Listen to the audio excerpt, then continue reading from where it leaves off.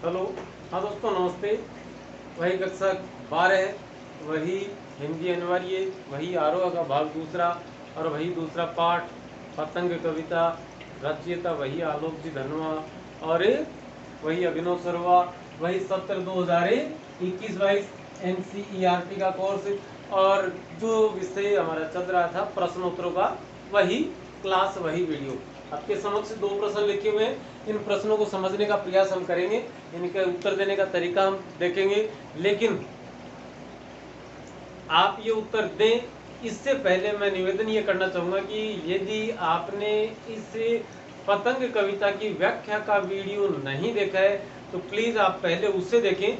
जब तक आप उसे देखेंगे नहीं या अपने शिक्षक महोदय से उसे पढ़ेंगे नहीं, तब तक उत्तर देने में आप अपने आप को समर्थ नहीं पाएंगे। भले ही आप रट कर हूबहू ये शब्द से लिख सकते हैं, लेकिन दिल से जो जवाब निकलेगा वो नहीं निकल पाएगा। देखते हैं पहला प्रश्न क्या। कविता देखने के लिए आप वहीं जाएंगे।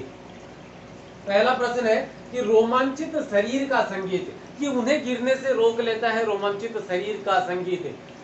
जी का संगीत का इस संगीत का जीवन की लय से क्या संबंध है? मतलब संगीत और जीवन का, रोमांच और मनुष्य शरीर का, मानव मन का, इन सब का संबंध क्या है आपस में? कवि ये पूछ रहा है, यहाँ परीक्षक हमसे ये पूछना चाहता है। देखिए, कवि के माध्यम से या कवि के नजरिए से हम कहाँ तक पहुंच पाते हैं कि मानव हृदय से संगीत का स्वर तभी फूटता है जब शरीर रोमांचित एवं मन प्रफुल्लित अथवा प्रसन्न चित्त होता है, या प्रसन्न चित्त हो तभी संगीत का स्वर फूटता है।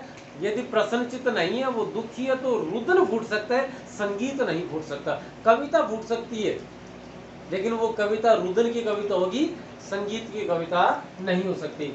जीवन संगीत में ही जीवन की लय बसती है और इसी लय से मानव आनंद की अनुभूति ही करता है। सर, मानव मनुष्य के जीवन में संगीत की एक लय होती है और उसी लय से वह आनंद की अनुभूति करता है। इससे पहले तो मन में और बाद में मन से शरीर में रोमांच पैदा होता है। क्या होता है? पहले, यहाँ मैं लिख देता हूं, पहले तो मन में और मन से शरीर में रोमांच पैदा होता है और यही रोमांच मन के भावों के अनुकूल व्यवहार करने को प्रेरित करता है। जो रोमांच हमारे मन में, दिल में पैदा हुआ, वही रोमांच कहेगा कि जिस प्रकार का रोमांच है उसी के अनुकूल आप व्यवहार करें। और जब व्यक्ति अपने मन माफिक या अपनी मन मर्जी के मुताबिक काम कर लेता है या करने की छूट पा लेता है, या तो वह काम कर लेता है या करने की छूट पा लेता है। ये था। अब मैं जैसे कि मैं जब मर्जी वीडियो बनाने का मन करता है बनाता हूँ, और घर वाले मुझे इस बात में टोकते नहीं, तो मैं अपने मन माफी के काम कर लेता हूँ, या घर वालों की तरफ से मुझे इस बात की छूट है कि मैं आधी रात को भी वीडियो बनाऊं तो भी उन्हें कोई दिक्कत नहीं है। तो मन माफी के काम कर लेता है या करने की छूट प्राप्त कर लेता है, तो उसे इस बात का एहसास होता है कि उसमें संगीत का संचार होने लगे, और उसी संगीत के संचार से क्या होगा? मन में और मन से शरीर में एक रोमांच पैदा होगा, और वही रोमांच मन की जो भावना है, मन की जो भाव है, उन्हीं के अनुसार कार्य करने को प्रेरित करता है। 10 बजने वाले हैं और आप पे देख रहे हैं कि ये वीडियो रिकॉर्ड किया जा रहा है। तो ये संगीत था, मन का रोमांच था, जिसके वशीभूत होकर हम ये कर रहे हैं। संगीत की लय मनुष्य को रचनात्मक कार्य करने हेतु प्रेरित करती है। कोई नई चीज, नई रचना, नया सृजन करने के लिए प्रेरित करता कौन है? संगीत की जो लय है। तो हम कह सकते हैं कि मानव जीवन में और संगीत की जो लय है वह उसके कार्य प्रणाली की दिशा और दशा तय करती है, और उसके द्वारा किए जाने वाले कार्यों के पीछे क्या है? संगीत की लय ही रहती है। अब दूसरा प्रश्न देखते हैं कि महज एक धागे के सहारे पतंगों की धड़कती ऊंचाइयां उन्हें मानी बच्चों को थाम लेती है, उन्हें थाम लेती है। कवि कहते हैं कि खतरनाक किनारों से जब वो गिरने वाले होते हैं, तब एक चमत्कारिक रूप से जो पतंग की डोर है वो उन बच्चों को थाम लेती है और गिरने से बचाती है। क्या मान सकते हैं कि पतंग की डोर से कोई बच्चा गिरने से बच सकता है? नहीं। लेकिन यहाँ देखें क्या होता है, देखिए दोबारा पढ़े प्रश्न को कि महज वाली सिर्फ एक धागे के सहारे पतंगों की धड़कती ऊंचाइयां उन्हें मतलब बच्चों को कैसे थाम लेती है, कैसे पकड़ लेती है। देखने का एक छोटी सी बात है, आप खेत में, घर में, गांव में कहीं भी अकेले आ रहे हैं, रात का समय है और आप निहायत ही अकेले हैं, कोई आपके साथ नहीं है, तो कहीं ना कहीं एक चूहा भी यदि रास्ते से दौड़ के या खेत से दौड़ के इधर उधर निकल गया तो पूरे शरीर में एक झनझनाहट सी हो जाती है, रोंगटे यूं खड़े हो जाते हैं जैसे तीर उगाए हों। उसी दौरान अब ये कल्पना थी, दूसरी कल्पना आप और कीजिए कि आपके साथ 4 साल का 5 साल का एक छोटा बच्चा है जो आपके साथ बात करते हुआ आ रहा है और रात है घनी अंधेरी, आज ही की रात है अमावस्या की। आप दोनों स्थितियों की तुलना कर सकते हैं। अकेले थे, आपको डर ज्यादा लग रहा था, रोंगटे खड़े हो रहे थे, भले ही सर्दी का मौसम हो लेकिन पसीने छूट रहे थे।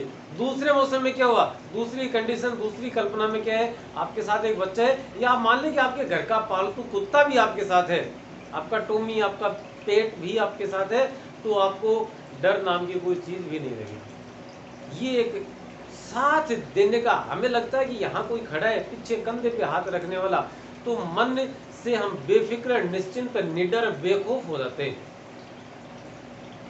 एक दिन पहले भी बात हुई थी, यहाँ फिर उस बात को दोहरा देते हैं। बरसात हो रही है और बरसात में आपने छाता लिया और बाहर निकल गए, क्या आप भीगने से बच सकते हैं? हाँ, थोड़े बहुत बच सकते हैं, लेकिन 100% आप जैसे घर के अंदर थे ठीक वैसे के वैसे बाहर नहीं रह सकते। लेकिन उस छाते ने आपको इस बात का हौसला दिया कि आप बरसात में बाहर निकल सकते हैं। वो छाता आपके हाथ में था, उससे इस बात की तस्दीक कर लिया आपने, हौसला मिल गया आपको कि मैं बाहर जा सकता हूँ, मुझमें इतनी मतलब छाता है मेरे पास, क्या बिगड़ जाएगा मेरा।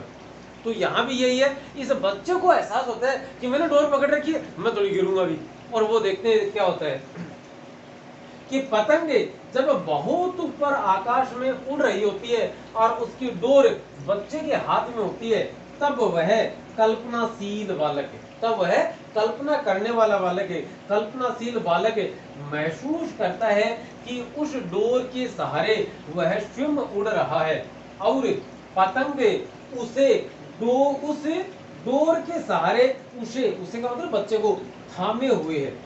इस बात की कल्पना मात्र से वह बिल्कुल निश्चिंत का मतलब है निडर, बिना किसी चिंता के निश्चिंत होकर छत के खतरनाक किनारों पर खड़ा होकर पतंग उड़ाने लगता है। उसे इस बात की हिम्मत आ गई कि मैंने डोर पकड़ रखी है, मैं थोड़ी गिरूंगा, और ये हिम्मत ही काम करती है।